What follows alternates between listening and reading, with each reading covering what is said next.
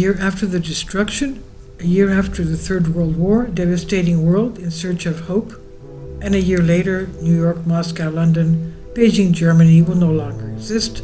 Survivors abandoned the urban centers due to radiation, lack of infrastructure, and social collapse. That's what would happen.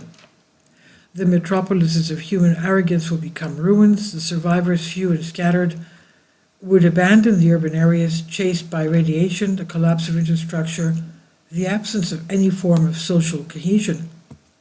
What does survival really mean when everything collapses? And what will the world after be like? The world will resemble nothing of what we know today. Networks will collapse, the internet, communications, electricity, everything we take for granted will disappear. Cities will become ghost towns full of traps, pollution, and abandonment, and people suddenly will find themselves naked in front of nature, in front of chaos. Older generations perhaps will remember what it's like to live without technology. The grandparents who learned to plant, cut wood, sew, repair. But what about the young? Children born with a tablet in their hand, who have never known silence, darkness without light, insecurity without GPS, need without Google. They will be the first generation that will have to survive with less than what we have ever known, and they will need to learn to live from scratch, to walk in places without a signal, to make a fire, to write by hand, to sleep without sounds and lights, to trust people, not algorithms. Those who adapt will survive, those who stubbornly hold on to the old life in ruins will perish with it. Survival, a word we forgot. At first, panic will prevail. People will take to the streets looking for food, water, safety. Supermarkets will empty within hours. Medicines will become more valuable than gold. Money will no longer have any value. Only reserves, skills, and knowledge will count. Technology that was once everywhere will become a useless burden. A smartphone without power is nothing more than a mirror made of black glass. Social media will go silent. No one will have anything to upload. No one will care about likes when they are fighting for a little clean water. Youth, raised with a feeling of instant gratification and constant connection, will experience shock. The collapse will not only be material, it will be deeply psychological. Anxiety, panic attacks, hopelessness, all will break out in a world without support and without instructions for use. Most governments will have collapsed.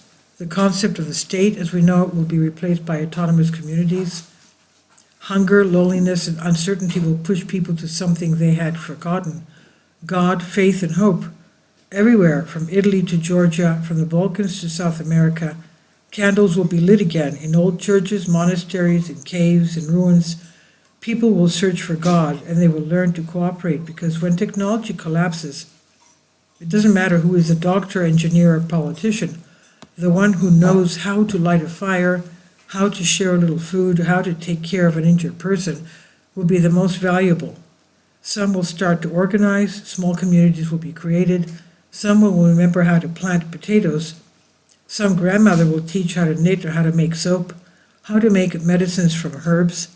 Knowledge that was despised will become valuable again. Survival will depend on collaboration, no longer on apps, but on people, not on platforms, but on hands and minds.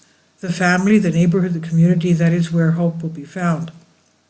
Solidarity will be an act of survival. The world will not simply turn back, it will become better, more humble, more united, more enlightened, not by satellites and the internet, but by faith, solidarity, and love. And yet, there are still those who see all of this as science fiction scenarios. Ladies and gentlemen, the danger is here, more real than ever. It's not a scenario, it's a warning. If we continue to provoke and to destroy, to be indifferent, then divine protection may well be withdrawn, and then some will experience all this not as a fantasy but as a nightmare.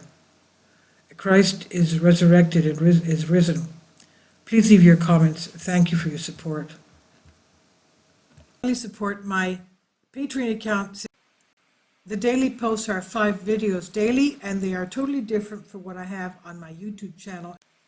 Thank you so much for your support and that you find all my content so interesting. You'll find the Patreon account details in the description box below.